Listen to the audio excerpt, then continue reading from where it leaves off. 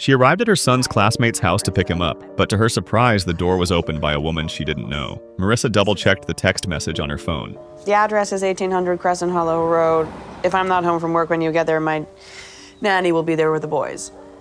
This isn't 1800? It is. The address was correct, but her son Milo wasn't there. The text had come from another parent, Jenny. Milo was supposed to have a play date with her son. Following the woman's suggestion, Marissa called the number from the text. But no one ever picked up. The woman invited Marissa inside to figure out what to do. This was Milo's first time playing with his classmate Jacob. He had never been to Jacob's house before. Do you have the numbers for the other parents in the class? Could you call one of them and... Yes, great idea. Then Marissa called the class parent representative, but Sarah's response only made Marissa more worried.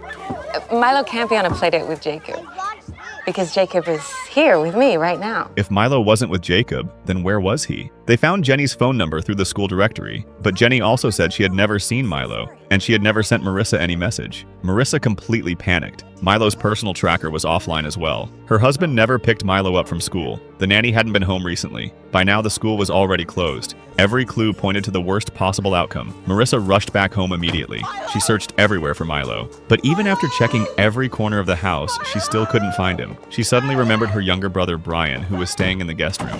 Where's Milo? Is he here? Is he with you? Is everything okay? Is he all right? No, he's not all right. He's not all right. Her husband, Peter, rushed home after hearing the news. And from this point on, the situation took an unexpected turn. The police arrived at the house. Marissa recalled the moment she dropped Milo off at school. Everything had seemed perfectly normal. So the police shifted their focus to the nanny, Anna. She was usually the one who picked Milo up after school. But since she was attending a wedding over the weekend, she had left today.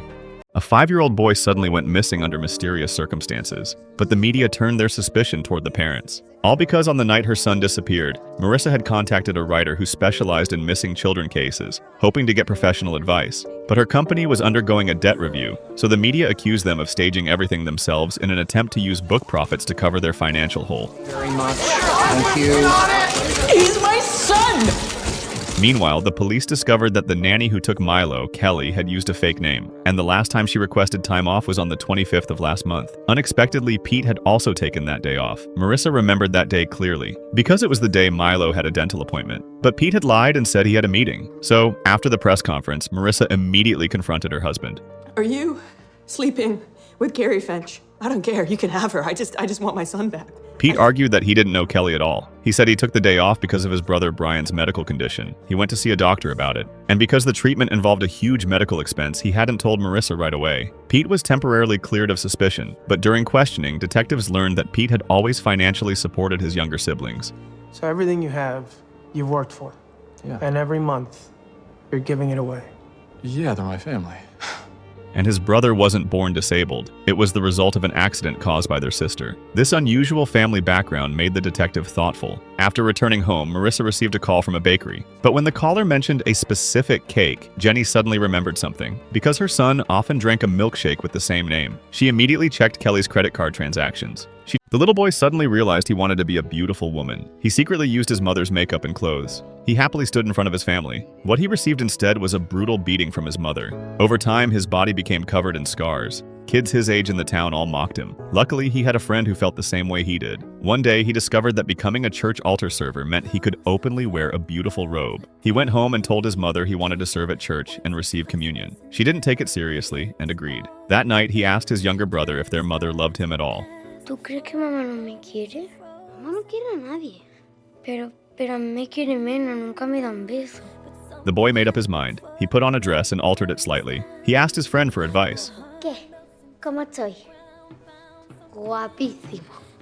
That was the first time he appeared in town as a girl. He showed everyone his beautiful face. He proudly looked at his mother, making his stance clear. That night, Tina did not dare go home. She slept outside. An older woman took him in. Si voy a mi casa, mi madre me va a pegar. Dice que hago cosas malas, como mi tío. Ella es la que hace cosas malas. The woman seemed to know more than she said. After growing up, Tina finally understood that his mother would never love him. He stopped hiding. He no longer cared about what others thought. He lived openly as himself. In a town like this, some boys who found no satisfaction with girls came to Tina. Tina became more and more beautiful, but the friend he grew up with lacked the same confidence. They talked about a handsome newcomer to town. The friend liked him but didn't dare approach him. Tina encouraged the friend. ¿Eres maricón o no? Y punto. Qué valor. ¿Tú te crees todo el mundo como tú? No, cariño. Belleza igual no había en Toadra. Tú mira esto. Anda, anda. That night, the town held a big celebration. Tina went to the older woman's house to get dressed and made up. The woman even made him a beautiful outfit. That evening, Tina became the most dazzling person in town. The friend noticed a boy sending him inviting looks. Blushing, he followed the boy to a secluded place. But what awaited him was not the confession he had hoped for. The woman had clearly kidnapped their son, yet she showed up at the victim's house holding a gun. You have my son.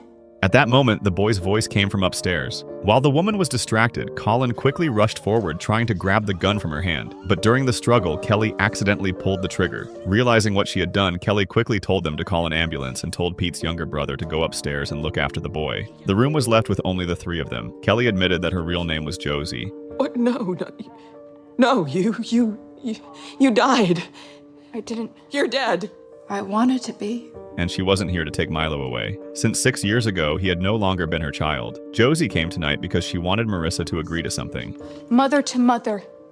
That you'll protect Milo. From what? Him. You don't know what he's capable of. You knew who he really was.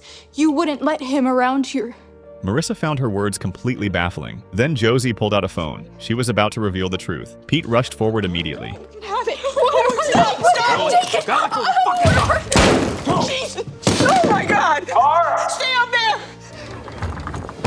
Even though he claimed the gun had gone off by accident, the sudden turn of events completely shattered Marissa's state of mind. She wanted to know what her husband had been hiding. Peter, whose baby died in that accident. 6 years ago, 16-year-old Josie was pregnant with her boyfriend Kyle's child. But Kyle was arrested for smuggling candy. The news instantly crushed the still underage girl. Not long after, an accident took her baby's life. Josie had no choice but to live with her mother. But because she had used her mother's credit card, Josie was pressured to work at her father's bar to pay off the debt and also help with some illegal betting. Under that influence, Josie decided to carry out a job herself, and her target happened to be Colin, who was spending Easter at the ranch with Marissa's family. It was also there that Josie ran into Milo. The moment she saw him, she sensed something unusual about the boy, because he shared the same unique senses she had. That same day, Josie picked up Milo's toy. After that, she began searching Marissa's social media, learning which elementary school Milo attended. A bold plan was born. In just one night, she went from a prostitute to the most popular female star in the country. But because she was transgender, Tina never gained her mother's acceptance. The day after the show aired, Tina became the headline of the morning news. The program invited Tina's parents to appear on the show. Before meeting them, Tina nervously questioned her boyfriend backstage. Estoy guapa. Bellísima, la más bella. She walked forward with anxiety, but her mother refused to even look at her. Because they were on television, her mother still stood up and gave Tina a hug. However, she whispered something to Tina. Anda que. Ay, mírate. Qué vergüenza. Tina proudly said that the TV station would offer her a contract. She said she was very successful now. The host asked her mother a question. Si su hijo es feliz, ¿qué más da que sea un niño o una niña? But her mother still openly admitted on national television that she felt devastated. Before leaving, Tina begged her mother to look at her. Her mother walked away without turning her head. Tina's bold hosting style and her straightforward personality earned her more and more fans. Tina made money and bought a home of her own. She invited her old friends from the red light district to celebrate. Her savings kept growing, but her boyfriend stayed by her side like a parasite. Tina met Sarah, once the brightest star in the country.